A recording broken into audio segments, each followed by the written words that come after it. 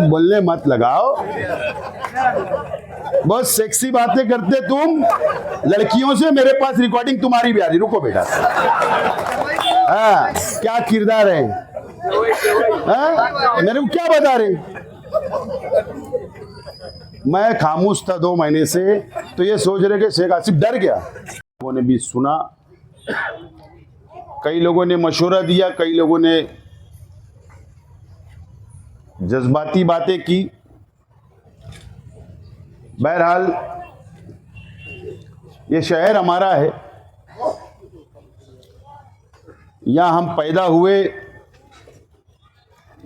और इंशाअल्लाह मरना भी यहीं है, दफन भी यहीं होना है। ये हमारा अपना शहर है।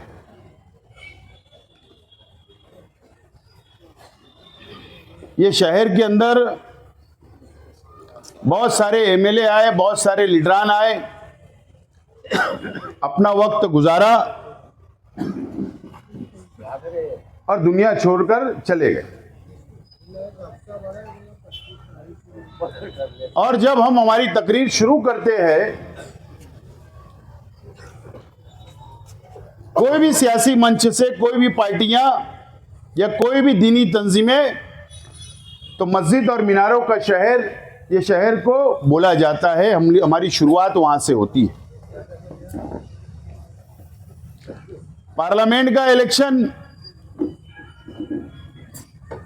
खत्म हुआ, असेंबली का इलेक्शन खत्म हुआ,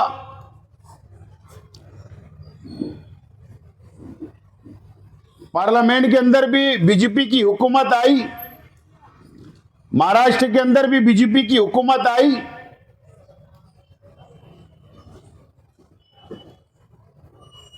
और मालेगांव शहर को टारगेट करने का काम, बदनाम करने का काम फिरका परस्त तंजीमें, फिरका परस्त पार्टी के लीडरान ने शुरू किया।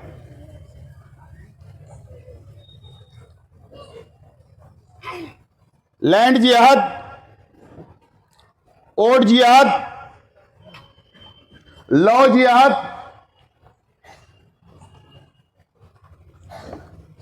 रोहिंग्या मुसलमान, बांग्लादेशी मुसलमान,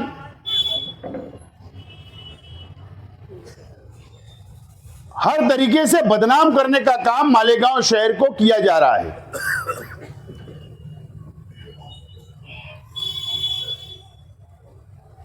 और बहुत अफसोस की बात है,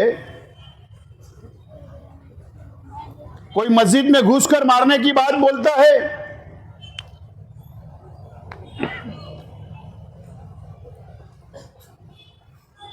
बहुत सारे शहर को बदनाम करने का, टारगेट करने का काम फिरका परस्त पार्टियों की जानिब से, उनके लीडरान की जानिब से किया जा रहा है। और अफसोस की बात यह है कि वो लीडरान जो शहर को बदनाम कर रहे हैं, टारगेट कर रहे हैं, वो सिर्फ वो कॉरपोरेशन या प्रांत ऑफिस तक महदूद नहीं है, बल्कि शहर के अंदर भी वो अपनी गाड़ी लेकर घूम रहे हैं, शहर का दौरा कर रहे हैं। कोई बोलने वाला नहीं है, कोई आवाज उठाने वाला नहीं है।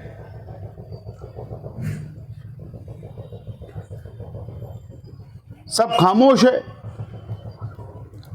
असेंबली के अंदर शहर की आवाम ने एक नाकाम आदमी को दोबारा मौका दिया।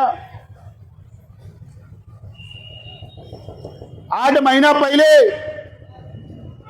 बड़ी उम्मीदों के साथ, कई बरसों के बाद एक member of parliament Congress party की हम लोगों ने चुनकर दिया। ये लैंड जिहाद, लॉ जिहाद, ये 8 दिन पहले नहीं शुरू हुआ। पार्लियामेंट का सेशन चल रहा था, इजलास चल रहा था और शहर को बदनाम किया जा रहा था। उसके बावजूद भी हमारी मेंबर ऑफ पार्लियामेंट और ये शहर के एमएलए महाराष्ट्र सदन के अंदर पार्टी कर रहे थे, लेकिन हमारी मेंबर ऑफ पार्लियामेंट ने वहां पर एहतजाज नहीं किया, वहां पर मुंह नहीं खोला, हमारे सपोर्ट में सामने नहीं आई, मुसलमानों के सपोर्ट में खड़ी नहीं हुई। पार्टी लेकर पार्लियामेंट हाउस के बाद एहतजाज नहीं किया गया, उसके बाद भी शहर खामोश है। अब अगर शेख आसिफ जब बोलता है तो बुरा लगता है, बहुत बुला बुला के कई तंजीमों ने इस्तेकबाल किया, फूल दिया, फूल बरसाए, कम से कम अब तो आवाज उठा दो, अब तो कम से कम उनको बोलो आवाज उठाने। कब बोलोगे? तंजीम चलाना सिर्फ वो चंदा जमा करना नहीं है, चंदे का हिसाब भी देना पड़ता है, चंदे का हिसाब भी देना पड़ता है, लेकिन वो लोग भी खामोश है। यह अफसोस की बात है।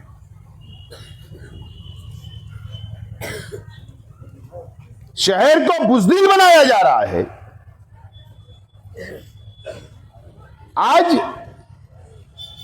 शहर परेशान है, शहर की आवाम परेशान है कि वो कौन से 1500 लोग होंगे जिनके ऊपर रोहिंग्या मुसलमान, बांग्लादेशी मुसलमान का इल्जाम होगा।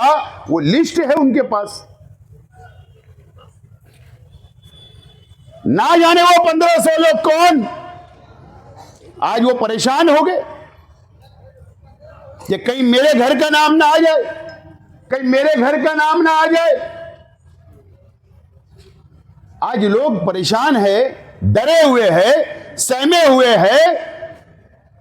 सरकारी पार्टी, फिरका परस्त पार्टी के लीडरान आकर हमको टारगेट कर रहे हैं। खामोश है सब, शहर खामोश है। जिनको जिम्मेदारियां दी गई वो भी खामोश है। और बेवकूफी जैसा बयान देना, मैं तो बहुत हैरान हूं इस शहर की सोच पर कि कैसे इंसान को क़यादत देते हो। वो इतना बेवकूफ इंसान है, मैं एकदम साफ तौर पर बोल रहा हूं। बोले शेख आसिफ ने रोहिंग्या को लाने के लिए कहा था। हां कहा था, उस वक्त भी कहा था और आज भी कबूल कर रहा हूं कि हां मैंने कहा था। डरता उड़ता नहीं हूं तुम्हारे जैसा। अब अगर मैं दूसरी बात जबान में बोलूंगा तो फिर अभी अंधे भक्त शुरू कर देंगे। मछली बाजार के अंदर क्या पकड़ के क्या उठा के भागने वाले नहीं है,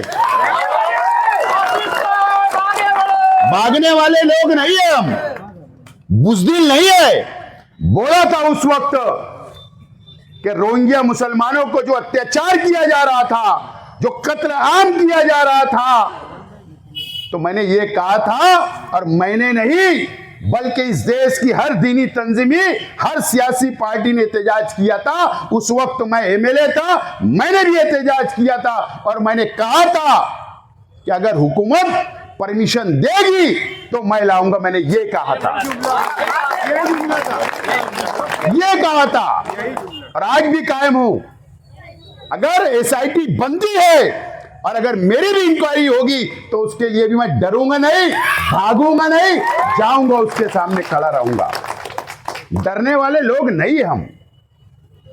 और ऐसा बेवकूफी है, इतना बेवकूफ इंसान। मुझे बताओ ये बांग्लादेश क्यों गए थे आज के एमएलए? मुझे बताओ, शायद वो भूल गए।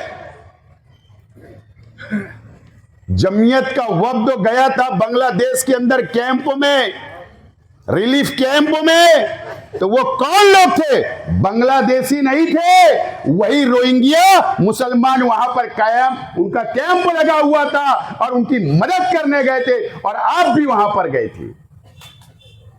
उसके बाद बोलते शेख आसिफ ने लाने बोला। अरे शेख आसिफ ने तो बोला था, तुम तो वहां गए थे। कम से कम अपनी याददाश्त ठीक रखो। बेवकूफी वाली बात करते हो। आज शहर किस हालत में है, आज हमारे पे क्या हालात आ रही है, इसकी बात करना चाहिए। तो अलग अलग बात। शेख आसिफ, जब तक तुम शेख आसिफ की माला नहीं जपते तुमको नींद नहीं आती। क्या बात करेंगे। ये शहर के अंदर अगर कुछ हो रहा है तो मैं आज खुले तौर पर बोलना चाहता हूं, अगर शहर बदनाम हो रहा है, शहर पर मुसीबतें आ रही है, उसके जिम्मेदार दो लोग हैं, शोभा बच्चा और मुफ्ती इस्माइल। ये दो लोग इसके जिम्मेदार हैं। ये दो लोग जिम्मेदार हैं, क्योंकि आज एक एमएलए है, एक एमपी है, हम तो कुछ नहीं है। इनकी जिम्मेदारी है। मुझे बताओ, मैं देख रहा हूं और समझ रहा था, 2 दिन पहले मैंने YouTube चैनल के ऊपर देखा कि एमएलए ने क्लास ली। वो चैनल वाला भी बेवकूफ है जो लिखता है।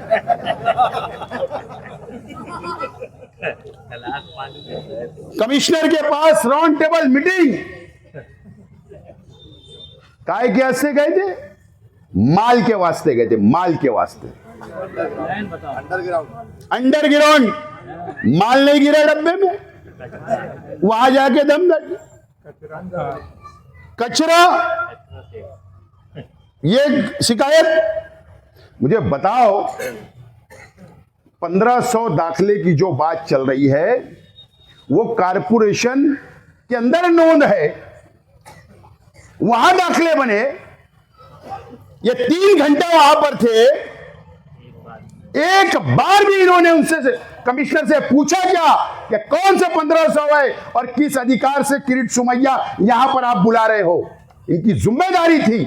3 घंटे के अंदर एक अल्फाज नहीं निकला। तुम्हारे जाति मुफाद के लिए तुम कारपोरेशन में जाते हो, धंधे के लिए कारपोरेशन में जाते हो, ठेकेदारी का बिल निकालने के लिए जाते हो, और कमिश्नर को और प्रशासन को तुम दम में लेते हो। और कमिश्नर, उसको भी अगर बोला जाए बेवकूफ है तो कोई बात नहीं। मैंने बोल दिया था, बोले यार तुमने मुझे बेवकूफ बोले, मला है तू, मुंह पे बोला था, पूछ लो असलम भाई, मला है तो बोला ना। अब मैं लेटर देता इसको पीर के दिन कि मुझे कारपोरेशन का अकाउंट चेक करना है, कितने ठेकेदारी कौन कौन कर रहा है। अब मैं लेटर देता, मुझे बोला बजट किसको बेचा ये बता। क्या तू प्रशासक बोलकर शहर के अंदर कौन से 4 चांद कमिश्नर ने लगाया। अब मैं लेटर देता और मुझे भी अब हिसाब देखना, जैसे तू किरीट सुमैया को दिया लेटर, अब मुझे दे, कौन से अधिकार से लिया। बोलने वाला कोई नहीं है तो कुछ भी चलेगा इस शहर में। एमएलए बेवकूफ होगा वो बर्दाश्त कर सकते, हम नहीं। हमारे पास अल्लाह का करम है, सब तजुर्बेकारों की फौज है, हम लड़ सकते, झगड़ सकते। मैं आज किरीट सुमैया, ये एसआईटी बनाना, एसआईटी बनी, क्या समझ रहे हो आप। सिर्फ 3 वर्ड है एसआईटी, आम लोगों को यह पता नहीं है। मैं एमएलए रह चुका हूं, बहुत बड़े केस में, बहुत सीरियस केस में एसआईटी बनती है, बहुत बड़े केस में एसआईटी बनती। अगर हुकूमत ने एसआईटी बनाई, होम डिपार्टमेंट ने एसआईटी बनाई, तो आप उसको मामूली मत समझिए, मामूली मत समझिए। और आज मैं दावे के साथ बोलना चाहता हूं, किरीट सुमैया हो या फिरका परस्त तंजीमें हो, जो लोग शहर को बदनाम करते हो या सरकार को भी मैं एकदम साफ अल्फाज में बोलना चाहता हूं और चैलेंज देना चाहता हूं कि मालेगांव शहर के अंदर ना कोई पाकिस्तानी रहता है, ना कोई बांग्लादेशी रहता है और ना कोई रोहिंग्या रहता है। मैं जिम्मेदारी से बोल रहा हूं, यह हुआ होगा, यह हुआ होगा, मैं मानता हूं। जो मुझे दिख रहा है मैं बोल रहा हूं, यह हुआ होगा कि एजेंट लोगों की गलती होगी कि नाम के अंदर कुछ फॉल्ट कर दिए गए होंगे, कुछ गलतियां कर दी गई होगी। यह मैं मानता हूं कि एजेंट लोग पैसा लेकर, अब हमारे वहां आमतौर पर यह परंपरा चली आ रही है कि खुद हम जाकर कारपोरेशन में दाखला नहीं बनाते, हम खुद जाकर एफिडेविट नहीं करते। हम लोग ये करते हैं कि एजेंट को 1000-2000 रुपया दे देते कि यार ये मेरे बच्चे का नोन भी करा दे, एफिडेविट करना एफिडेविट भी करवा ले और मुझे घर बैठे जन्म दाखला लाकर दे दे। ये हमारे वहां परंपरा चलती है। मैं साफ तौर पर पुलिस प्रशासन को बोलना चाहता हूं, एसआईटी बनी, आईजी साहब उसके प्रमुख है, मैं आईजी साहब को बोलना चाहता हूं, मैं महसूल डिपार्टमेंट को बोलना चाहता हूं, मैं शहर की पुलिस डिपार्टमेंट को बोलना चाहता हूं, मैं प्रांत ऑफिसर को बोलना चाहता हूं कि एसआईटी आप बनी, ठीक है, हमको कोई डर नहीं है। यहां ना कोई हिंदू, ना पाकिस्तानी है, ना रोहिंग्या है, ना बांग्लादेशी है, इसलिए हमको कोई डर नहीं है। लेकिन अगर गलती अगर एजेंट लोग ने की है तो पूरे शहर को उसका भुगतान नहीं भुगतना चाहिए, सजा नहीं मिलना चाहिए। एसआईटी की टीम से भी मेरी रिक्वेस्ट है, गुजारिश है कि आप इस पहलू पर भी तपास करना, जबरदस्ती किसी को भी चढ़ा नहीं देना सूली पर। मैं ये गुजारिश करता हूं, मैं ये गुजारिश करता हूं। यह है सच्चाई। दूसरी बात, लैंड जिहाद।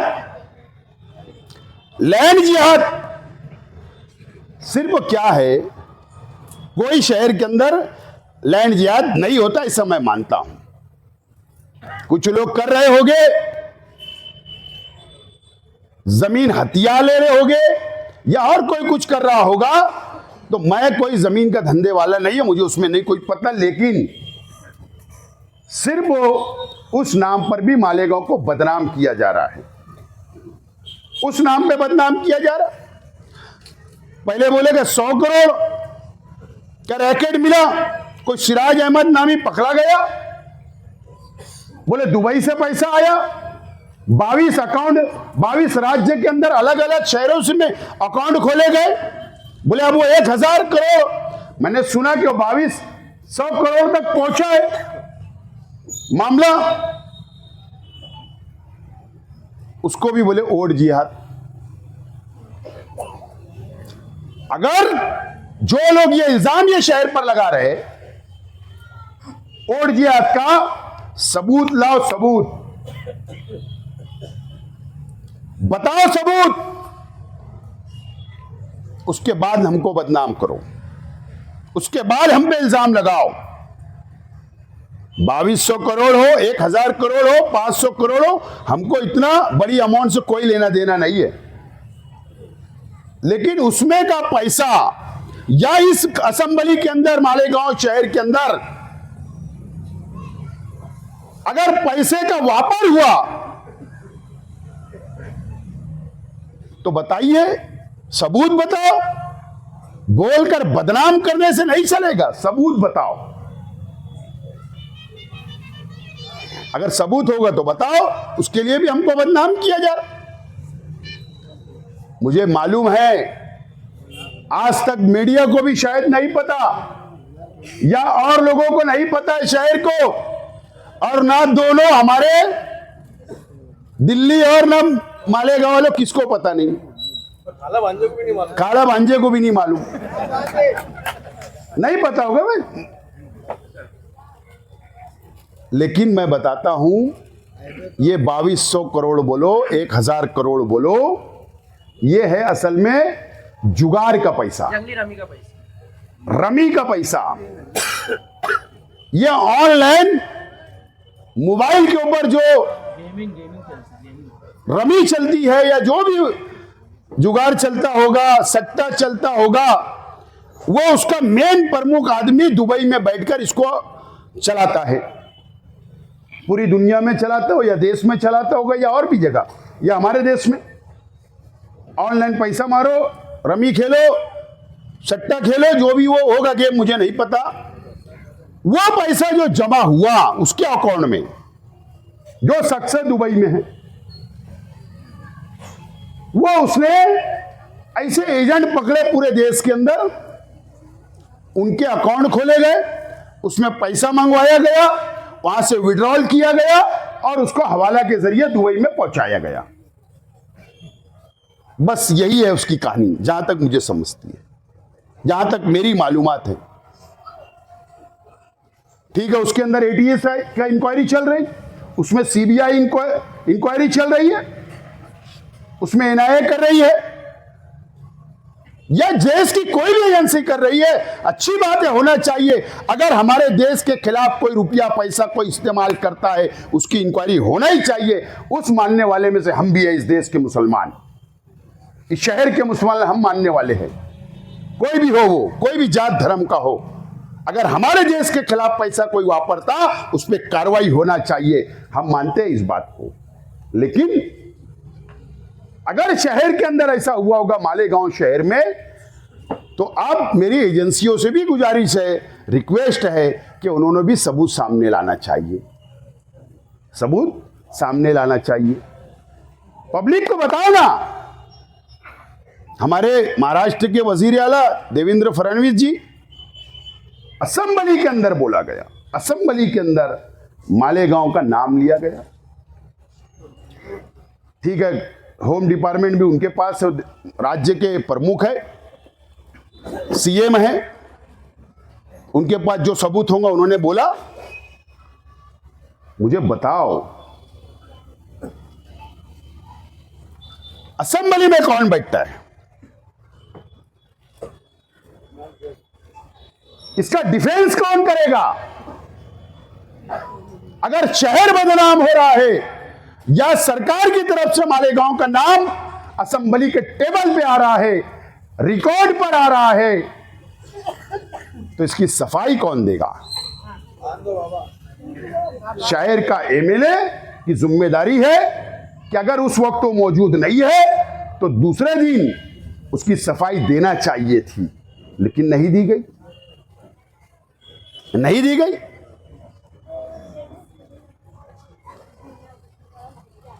विधान परिषद में जहां पर एमएलसी एमएलए बैठते हैं, वहां पर लैंड जिहाद का मुद्दा आया, कोई सफाई असेंबली में नहीं दी गई। लौ जिहाद का मुद्दा, कोई सफाई नहीं दी गई। गौवंश का मुद्दा, कोई सफाई नहीं दी जा रही। कौन देगा? ये कौन देगा? किसकी जिम्मेदारी है? शहर के एमएलए की जिम्मेदारी है। और अगर हमारे शहर को बदनाम किया जा रहा है, सीबीआई इसमें हमारे शहर के इंक्वायरी कर रही है, तो किसकी जिम्मेदारी है? मेंबर ऑफ पार्लियामेंट की जिम्मेदारी है। सीबीआई सेंट्रल गवर्नमेंट के अंडर में चलती है, एनआईए सेंट्रल गवर्नमेंट के अंदर में चलती है, तो ये पार्लियामेंट की मेंबर की जिम्मेदारी है कि वहां पर जाकर हाउस में खड़े रहकर बोलना चाहिए। लेकिन सिर्फ यहां पर रेस्ट हाउस के अंदर आकर बैठकर सिर्फ बयानबाजी करके चले जाना, तुम दूसरों को बेवकूफ बना सकते हो, हमारे जैसे लोगों को तुम बेवकूफ नहीं बना सकते। मैं एकदम साफ तौर पर बोलना चाहता हूं, ये मेरे शहर का मसला है, कोई पार्टी उटी का मसला नहीं है, कोई पार्टी वाला मामला नहीं है ये कि मैं इस पार्टी का तुम उस पार्टी का मामला नहीं है। ये शहर के मुसलमानों को बदनाम करने वाली बात है और हम ये कभी बर्दाश्त नहीं करेंगे, चाहे मेंबर ऑफ पार्लियामेंट हो, एमएलए हो या और कोई हो। और हमारा हक है, ये शहर का हक है। शहर ने वोट दिया, शहर ने कुर्बानी दी, यह हमारा हक है।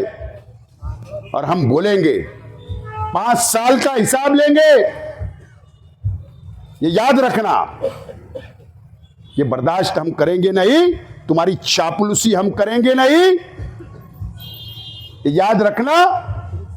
और हम किसी से डरने वाले लोग नहीं है, ठीक है। पर्दे के पीछे तुमने मुझे बहुत फंसाने की कोशिश की, लड़ लिया तुमसे, बढ़ गया आगे, लेकिन ये सब चलेगा उलेगा नहीं। तुम्हारी जिम्मेदारी है, जिम्मेदारी कबूल करो। शहर से माफी मांगो। एमएलए ने भी, पार्लियामेंट मेंबर ने भी माफी मांगना चाहिए, आवाज उठाना चाहिए।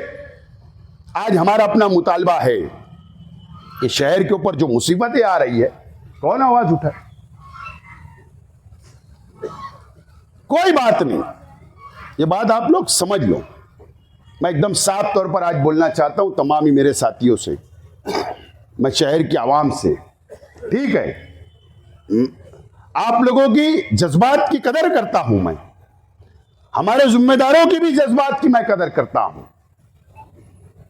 ठीक है। हम 162 वोट से इलेक्शन हार गए, हमको हार का सामना करना पड़ा, लेकिन ये शहर हमारा है और हमको ये शहर के साथ रहना है। शहर पर मुसीबत आएगी तो हमको फिरका परस्तों से लड़ना पड़ेगा। इसके लिए हमारे जज्बात सरेदस्त बाजू में रखना चाहिए, नाराजगी बाजू में रखना है और हमको आगे बढ़ना चाहिए। आसिफ साहब आगे बढ़ो। मैं ऐसा चाहता हूं, मैं ऐसा चाहता हूं कि आज हम जो आज लाएमल तैयार करने के लिए जो मीटिंग हमने बुलाई, ये मैं ऐलान के बाद 2 बात और बोलने वाला हूं, 2-3 बात मुझे रखना है आप लोगों के सामने। आज हम इस नतीजे पे पहुंचे हैं, हमारा ये लाएमल है, ऐसी मेरी अपनी सोच है इस शहर के मुफाद में, कि हम लोग पार्टी का कोई झंडा ना हो इस लड़ाई के अंदर। हमको किससे लड़ना है? फिरका परस्त तंजीमों से, उनके लीडरान से, उनकी पार्टी के लीडरान से, जो शहर को बदनाम कर रहे हैं, जो बदनाम कर रहे हैं, उनसे हमको मुकाबला करना पड़ेगा कानूनी तौर पर, मजबूती से। और मैं इस नतीजे पे पहुंचा हूं कि इसमें जो लड़ सकते हैं, साफ तौर पर जो हमारे दूसरी पार्टियां शहर के अंदर, मैं एकदम साफ तौर पर ऐलान करना चाहता हूं कि हमको समाजवादी पार्टी से एक वफ्द की शक्ल में बात करना चाहिए। मैं ये चाहता हूं कि कम्युनिस्ट पार्टी से हम लोगों को बात करना चाहिए। मैं ये चाहता हूं कि बहुजन विकास आघाड़ी प्रकाश अंबेडकर साहब की तंजीम से बात करना चाहिए शहरी लेवल के ऊपर। और मैं ये चाहता हूं कि हमारे शहर के वकीलों से बात करना चाहिए, कुछ वकील लोगों से बात करना चाहिए। और इस तरीके से अगर वो लोग तैयार हो गए, समाजवादी पार्टी, कम्युनिस्ट पार्टी, बहुजन विकास आघाड़ी या और जो हमारे दलित भाइयों की पार्टियां, उनसे और वकील हजरात से अगर बातचीत हो गई तो हम उन लोगों से बात करके उनको एक प्लेटफॉर्म बन सकता है क्या, वह हमारी बात पर इत्तेफाक कर सकते हैं क्या हम साथ मिलकर काम कर सकते हैं क्या हम फिरका परस्तों को जवाब दे सकते हैं क्या, अच्छी तरीके से कानूनी तौर पर और तजुर्बेकार टीम हम उन लोगों के साथ में मिलकर एक तजुर्बेकार टीम बनाकर क्या हम लोग उन लोगों से मुकाबला कर सकते हैं क्या, हम लोगों को इसके ऊपर सोच विचार करना चाहिए। और इसके लिए मैंने फैसला किया हूं, ये मेरी मर्जी से, कि हम लोग इसके अंदर 15 रुकन कमेटी मैं आज ऐलान करता हूं।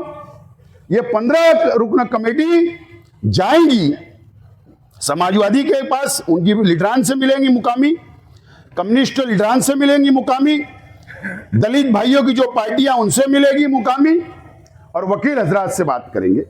और ये काम हम 24 जनवरी से पहले हम लोग ये काम मुकम्मल करें। और उसके बाद अगर सब तैयार हो जाए तो 24 तारीख को मुश्तरका तौर पर कहीं एक बैठक की जाए और वहां पर एक मजबूत लाएमल तैयार करके उन सब लोगों को मिलाकर, हमारे अपने जिम्मेदार उसमें मिलकर एक बड़ी जम्बोजेट हम लोग एक प्लेटफॉर्म तैयार करें। और अगर बीजेपी फिरका परस्त पार्टी है तो एमआईएम भी उतनी ही फिरका परस्त पार्टी है, इसलिए उनको साथ नहीं लेना है, नहीं लेना है। ये बात का आज मैं ऐलान करता हूं। और 15 रुकन कमेटी के अंदर एजाज उमर, साबिर गवर साहब, असलम अंसारी साहब, शकील बेग साहब, शेख जावेद शेख अनीस साहब, एडवोकेट हिदायतुल्ला, सगीर भाई ट्रैक्टर वाला, फारूक मोहम्मद हनीफ कुरैशी, सलीम अनवर, रियाज अली, शफीक बॉक्सर, इश्तियाक 42, इकलाक शाह, इब्राहिम भाई साइकिल वाला और सलीम भाई गैरेज वाले। ऐसा मैं 15 रुकन कमेटी का ऐलान करता हूं। आप लोग आपस में बैठकर सलाह मशवरा करके उन लोगों से फोन पर राब्ता करके आप लोग जाइए। मैं इसलिए कमेटी की बात कर रहा हूं, इसके अंदर 90% लोग ऐसे हमारे ये जो मैं कमेटी के अंदर जो कारपोरेशन का तजुर्बा रखते, जो जन्म मृत्यु ऑफिस का तजुर्बा रखते, जो लोग तहसील ऑफिस का तजुर्बा रखते, जो जाकर जन्म मृत्यु से बहस अधिकारियों से बहस कर सकते, जो जाके कमिश्नर से बहस कर सकते, इसलिए मैंने ये कमेटी का ऐलान किया। बाकी मैं खुद इस कमेटी में नहीं हूं। जब 24 तारीख से पहले जो भी लाएमल बनेगा, उसके बाद बाकी हम सब लोग मिलकर उस कमेटी में जो प्लेटफॉर्म बनेगा उसके अंदर हमको सबको मिलकर फिरका परस्त तंजीमों से रास्ते की भी लड़ाई और कानूनी भी लड़ाई लड़ने के लिए हमको तैयार रहना रहेगा। इस बात का आज मैं ऐलान करता हूं। दोस्तों और साथियों, शहर सिर्फ इन लोगों से बदनाम नहीं हो रहा है। झुमका गिरा बरेली के बाजार में, कहा झुमका गिरा बरेली के बाजार में। इरफान हैदराबादी, इरफान हैदराबादी नाम सुने हो ना? हमारे शहर के जमीयत वाले तो बहुत अच्छे जानते उसको। 100 बोर्ड लगाया था भैया ने। कितने बोर्ड? 100 board digital.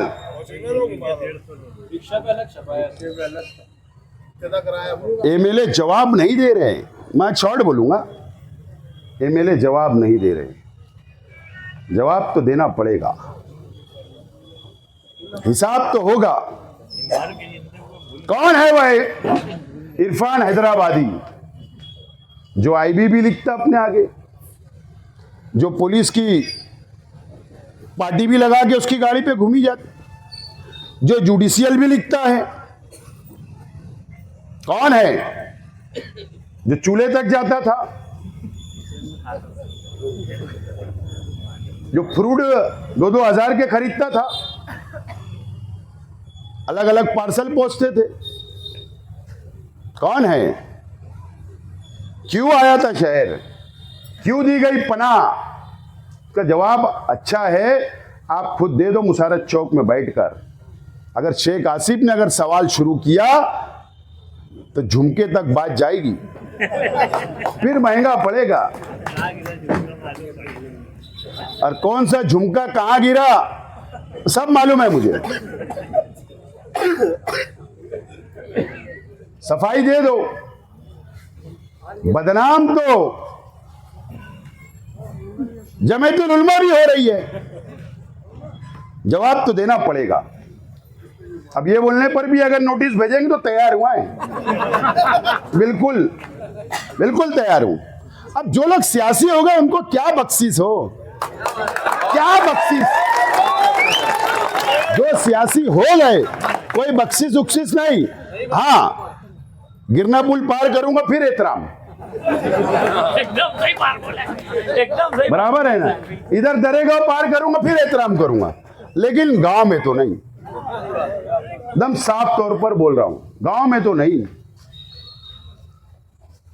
अब शहर की आवाम ने भी सोचना चाहिए कि हम चंदा देते, पौती बनाते, मरूमिन के नाम पे बनाते कि मुसलमानों की मदद करने के लिए। अब ये आप लोगों तक कोई पहुंचा ना तो उनको बोलना कि सियासी जलसा कब लोगे पैसों से? हिसाब लो, हिसाब।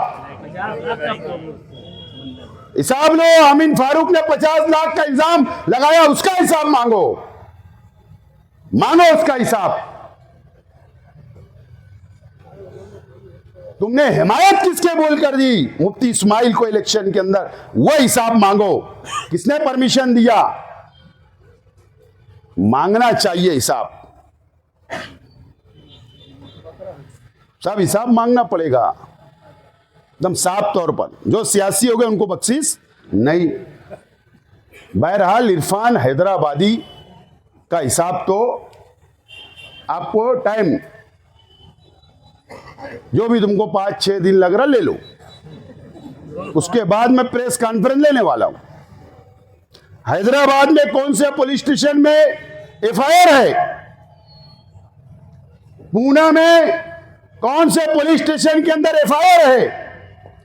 वसई में कौन से पुलिस स्टेशन के अंदर एफआईआर है? सब मटेरियल मेरे पास आ चुका है। उसमें कंप्लेनर 2 लेडीज है, 2 लेडीज, 2 लड़कियां हैं कौम की एफआईआर के अंदर। और वो एफआईआर जब पढ़ोगे तो ऐसा लगता है कि कोई पिक्चर चल रही है। सब बताऊंगा, अभी बताने वाला हूं। अच्छाई वालों में काम, अच्छाई और बुराई की बात की है। अच्छाई वालों में काम। इलेक्शन के 2-3 दिन पहले ऑडियो रिकॉर्डिंग, उनके रिकॉर्डिंग हुई छोले की चटनी। अब वो भी समझ रहे कि अब कुछ नहीं बचा। सियासी इंसान हो, आखिरी दाव मेरे पास में बचा के रखता हूं, कारपोरेशन का इंतजार है। अच्छाई और बुराई अब ये शहर को हम बताएंगे, सब बताऊंगा। बहरहाल कहां का एफआईआर हुई, कैसे हुआ, कैसे फ्रॉड हुआ, असेंबली के अंदर कैसा पैसा खर्चा किया गया, कहां से पैसा आया, किसको दिया गया, सब बताऊंगा। कहां कहां का सफर आपका हुआ, देश के बाहर कितने डैम गए, देश के अंदर कितने डैम गए, सब मटेरियल है मेरे पास, सब मटेरियल है। बस आपको मैं चाहता हूं कि इज्जत अगर ढाकना है तो आप सफाई दे दो कि वो इरफान हैदराबादी कौन था, और नहीं तो फिर मैं प्रेस लूंगा। और जब मैं बताऊंगा तो जब अंधे भक्त आप भी मेरी प्रेस को अच्छी तरीके से सुनना कि तुम्हारा कायद किस तरीके का, किस रेंज का आदमी है। और ये शहर भी देखेगा, शहर को भी सोचना पड़ेगा। मैं कोई गुस्से में आक्रामक नहीं बोल रहा हूं, मेरे कौम की 2 बेटियों का इस्तेमाल किया गया है, इसके लिए मैं बोलूंगा। अगर फिरका परस्तों के खिलाफ हम बोलने के लिए तैयार है तो आप जो कौम के नाम पर जो धोखा इस कौम को दे रहे, तो हम आपके खिलाफ भी बोलना हमारी जिम्मेदारी है, हमारी जिम्मेदारी, और हम बोलेंगे। दोस्तों और साथियों, आज पार्टी के तमाम ही जिम्मेदारान हैं, हम सब जिम्मेदारान यहां बैठे हैं। कारपोरेशन का चुनाव 22 जनवरी के बाद हम लोगों को समझ में आ जाएगा कि सुप्रीम कोर्ट का जो भी फैसला आएगा उसके बाद एक प्लान तैयार हो जाएगा, सरकार बना लेगी और हमको समझ में आएगा कि कारपोरेशन का इलेक्शन कब है। बहरहाल ये बात तय हो गई, जो 3 का वार्ड था वो वार्ड अब हुकूमत ने 4 का वापस कर दी है।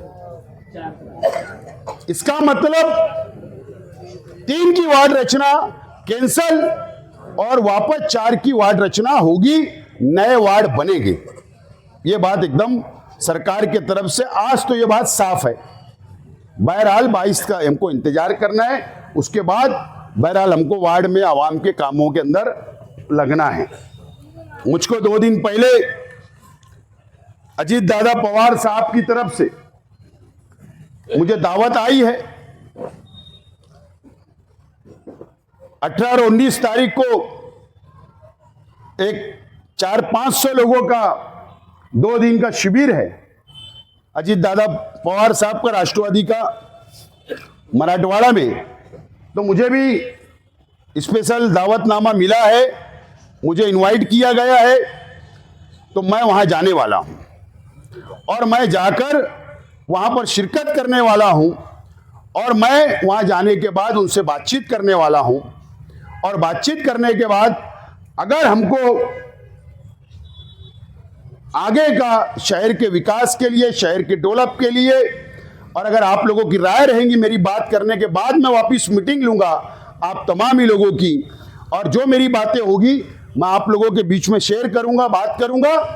और जो अगर हम लोगों को सपोर्ट मिल सकता है, अगर हम लोगों को सरकार की तरफ से इस महाराष्ट्र के मुसलमानों को अगर सपोर्ट मिल सकता है, सारा मिल सकता है, तो उसके बाद हम लोग अच्छा फैसला ले सकते हैं। लेकिन मुझे दावत आई है, मैंने दावत कबूल की है, और 18-19 तारीख को मैं 2 दिन मैं उस प्रोग्राम में जाऊंगा, वहां पर मैं बैठ के बातचीत करूंगा, और जो बातचीत वहां होगी उसके बाद आप लोगों को मीटिंग बुलाकर हम लोग आगे सियासी फैसला लेंगे। इस बात की इजाजत ले रहा हूं, तैयार है आप लोग? जाऊं मैं? तो मैं जाऊंगा, ये बात कभी कहीं भी जाओ, मैं जाऊंगा। बहरहाल मैं ये तमाम ही बातें आज आप लोगों से मुझे बात करनी थी। और इलेक्शन पिटीशन का आप लोगों ने अखबारात में पढ़ा कि इलेक्शन पिटीशन हमारी अपनी दाखिल हुई, और अल्लाह के करम से बहुत मजबूत इलेक्शन पिटीशन हमारी अपनी दाखिल हुई, बहुत मजबूत दाखिल हुई है। मैं आज एक वीडियो देख रहा था, तो वीडियो देख रहा था कि अमेरिका के अंदर शेर की और कुत्ते की रेस लगाई गई। क्या बोल रहा हूं मैं? है मेरे पास वीडियो। शेर और कुत्ते की रेस लगाई गई, कुत्ता भागते चले गए, शेर वहीं रुक गया, शेर रुक गया, कुत्ता भाग गया रेस में। तो वहां जिन लोगों ने रेस लगाई उन्होंने बोला कि ऐसा क्यों हुआ, रेस तो दोनों की थी। तो शेर का उसको चेक किया गया, डॉक्टर की टीम ने चेक की कि ऐसा शेर ने क्यों किया। तो क्या हुआ पता है? बोले शेर के ब्लड में ऐसा है कि वो कुत्तों के साथ रेस नहीं लगाता, वो अपनी बराबरी वालों के साथ रेस लगाता, अपनी बराबरी वालों के साथ रेस लगाता है। तो हमारे खून में है हमारी बराबरी वालों से बात करने का। इस शहर में ताकत आप लोगों ने बता दी, ताकत बता दी।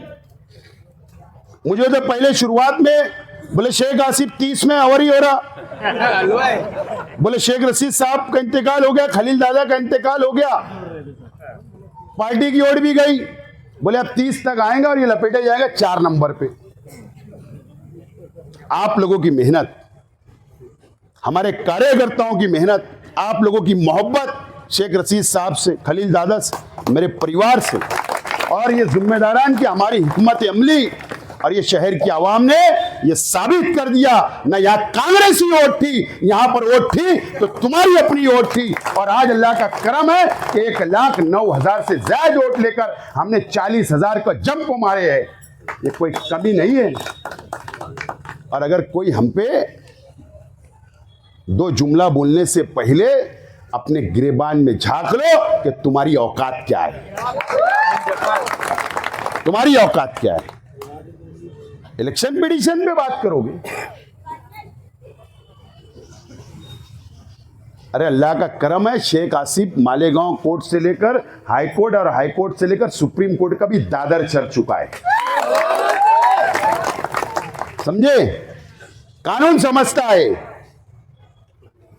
मैं कभी चापलूसी नहीं किया किसी लीडरान की फंड के लिए। रोड का फंड दे दो, 10% में बेच डालो, ये धंधा नहीं है। समझे? ये सब काम शेख आसिफ ने कभी किया नहीं, और ना मेरे बाप ने कभी सिखाया नहीं, और ना वो कभी करूंगा। और एकदम जाबाज बनकर आप भी और हम भी ये शहर में सियासत करते हैं और करते रहेंगे। किसी से डरने उड़ने की जरूरत नहीं है। हम हमारे अपने दम के ऊपर, आप लोगों के दम के ऊपर ये शहर के अंदर हम लोग खड़े हैं, सियासत कर रहे हैं, गरीबों के काम करते, उन वहां तक पहुंचते, उनको साथ लेकर चलते, जब जाकर ये पहाड़ खड़ा हुआ है, और ये पहाड़ कम नहीं होना चाहिए, इसकी जिम्मेदारी मेरी भी जहां तक और आप लोगों की भी है। तुम देखो, कुछ दिन रुको, तुम, ईमानदारी से बोल रहा हूं। मैंने कल एक शख्स को कहा कि यार मुझे आप लोगों ने नहीं पहचाना, मुझे पहचानो, मुझे पहचानो, मैं कौन हूं। मैं जिस दिन आप लोग मुझे पहचान जाओगे, मेरी कदर करोगे। मेरी तुमने कदर नहीं की। एक शख्स को बोला, मेरी कदर नहीं की आप लोगों ने। लेकिन जो लोगों को शहर की आवाम ने क़यादत सौंपी है, वो और उनकी पार्टी के लोगों का किरदार बोल रहा हूं, किरदार, चंद दिनों रुको, इनके सब किरदार बाहर आने वाले हैं, सब बाहर आएंगे। मैं जिम्मेदारी से बोल रहा हूं। क्या क्या पाखंड किए, कैसा कैसा झूठ फैलाते, कैसा क्या करते हैं। कुछ दिनों रुक जाओ, 2-4 दिन रुक जाओ, 8 दिन रुक जाओ, और आगे देखते रहना क्या क्या क्या क्या होता है। एक ने मैं सुना, जज्बात में बोल दिया, बोले कारपोरेशन के इलेक्शन के अंदर, मुजाफात के अंदर डंडा लेकर जाकर मारो, बोले ऐसे ही बोला ना, क्या बोला, लाठी लेके जाओ, लाठी, यहाँ से लाठी लेके जाओ, मारो बोले जो दादागिरी। हाँ, जो दादागिरी करेगा बोले झोपड़पट्टी के अंदर जाकर लाठी लेकर मारो। भाई इसकी काठी उठती क्या जो दूसरे काटे बढ़ा। हाँ,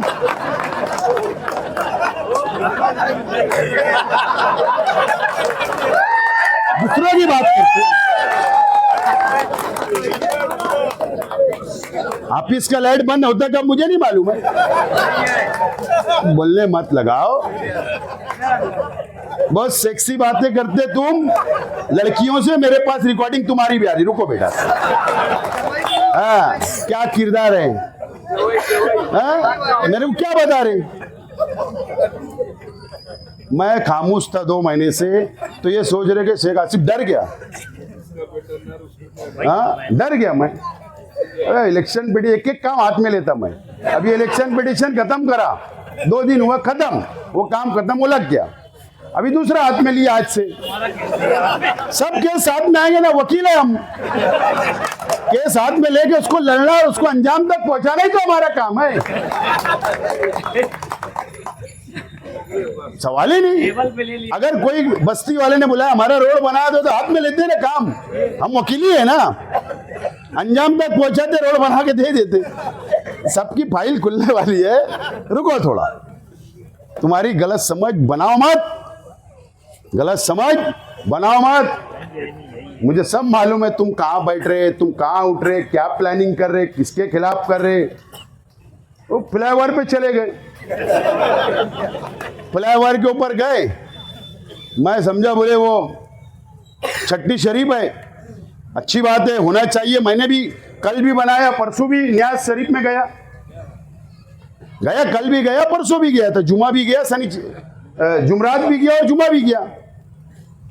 मैं समझा यार शहर हजारों लोग वो फ्लाईओवर ब्रिज पे, जगह नहीं रहेंगी पैर रखने, ऐसा लगा था मुझे। 10-20 लोग कोई थे, चलो ठीक है, ठीक है, अच्छा करे, होना चाहिए। मुझे बताओ, हालांकि मैं कोई जवाब देना नहीं चाहता था, लेकिन सिर्फ आप लोगों को बता रहा हूं। फ्लाईओवर ब्रिज अल्लाह का करम है कि शेख आसिफ शेख रशीद की देन है, जो मैंने मेरे एमएलएशिप में मंजूर करके लाया। पहला फ्लाईओवर ब्रिज भी बन रहा शेख आसिफ की फंड से मैंने मंजूर करके लाया। और अल्लाह का करम है और अल्लाह का शुक्र है, ख्वाजा गरीब नवाज नाम भी शेख आसिफ के बाप ने शेख रशीद साहब की देन है, जो आज वहां छट्टी बनाई गई। बराबर है ना, देन बोले तो महासभा के अंदर मेरे वालिद ने वो तजवीज लाई, मंजूर की और उसको नाम दे दिया। ये अच्छी बात है कि हमारा काम भी आप लोग मान रहे हैं। ये तारीख लिखी जाएगी जब शहर की, तो नाम रखने वाले कौन है और फ्लाईओवर बनाने वाला कौन है, वो नाम भी हमारा बाप बेटे का ही रहने वाला है, तुम्हारा रहेगा नहीं, कितना भी कर लो तुम। किसका नहीं रहने वाला, मेरा ही रहने वाला है। ये बात समझ लो। तो इस तरीके से ज्यादा साबुन लग रहा है, नए धोबी है, ज्यादा साबुन लगा के धोने की कोशिश कर रहे, लगाओ ज्यादा से ज्यादा 3 महीना 4 महीना लगाओ, लगा रहे, लगा लो, ठीक है, करो। कंपटीशन है, जमहूरी मुल्क है, शहर को दुल्हन बना दो, शहर का विकास कर लो, शहर को संभाल लो, शहर के मुसलमानों को संभाल लो। कंपटीशन है, मैदान खुला है, आ जाओ मैदान में। परेशान तो ये है कि ये बराबरी में आके कैसे खड़ा हो गया, ये बहुत परेशानी है। बहरहाल हाई कोर्ट के अंदर जो मैंने पिटीशन फाइल किया हूं, अल्लाह का करम है, अल्लाह की इजाज़त से उम्मीद है। सिर्फ मेरा मकसद ये है, मैं एकदम साफ बोलना चाहता हूं, मेरा मकसद ये है कि सियासत और मजहब ये अलग होना चाहिए। जो मजहब का इस्तेमाल किया जाता, मैं उसको रोकना चाहता हूं। बस मेरा मकसद है ये हो जाए, ये मैं चाहता हूं। ठीक है, मैंने उसके अंदर दूसरा सेकंड मुझे डिक्लेयर करो ये बोला, ये कानूनी मेरा हक है, वो हक मैं अदा करूंगा। अब जवाब देना, जो भी फैसला कोर्ट सुना दे, मेरा हक है, मैं करूंगा। बहरहाल वो शेर और कुत्ते वाली बात तो मिसाल है, वीडियो है मेरे पास। तो मैं बोलना चाहता हूं कि मेरे चक्कर मत पड़ो, मैं सीधा सीधा काम कर रहा, मुझे करने दो। मैं किसी के पटे में नहीं कुछ पाँव डाल रहा, तुम मेरे मत डालो, मुझे छेड़ो मत, सीधा सीधा चलने दो, गरीबों का काम करने दो, शहर को संभालने दो, अच्छे से रहने दो। काहे को जबरदस्ती, न तो मैं सब निकाल लूंगा, अगला पिछला सब मटेरियल बाहर, तो तकलीफ होगी, तकलीफ होगी। काहे को मेरे को छेड़ रहे हो यार, मैं अच्छा सुकून से पढ़ा है, पढ़े रहने दो।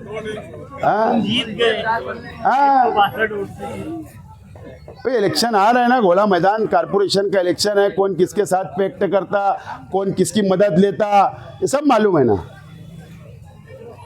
अभी तक तो मैंने कोई बदले की कार्रवाई किया नहीं, और ना इरादा है, कुछ नहीं किया। अब तुम जबरदस्ती मुझे छेड़ोगे तो अच्छी बात भी नहीं है ना। सियासत में तो भी सब माप है।